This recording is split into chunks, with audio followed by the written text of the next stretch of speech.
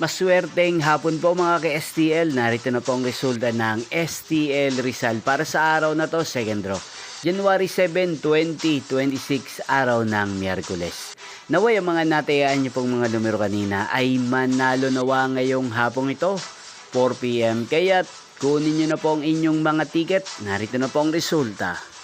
Ang mga numerong nanalo sa STL Rizal ngayong hapong ito, January 7, 2026, 4 PM, second draw result, 22 at 32 in exact order. At ngayong hapong ito sa STL Rizal, atin pong i-shoutout si Kuya Jimmy ng Rizal. Shoutout po sa inyo Kuya Jimmy, sana po ay nasa maayos kayong kalagayan.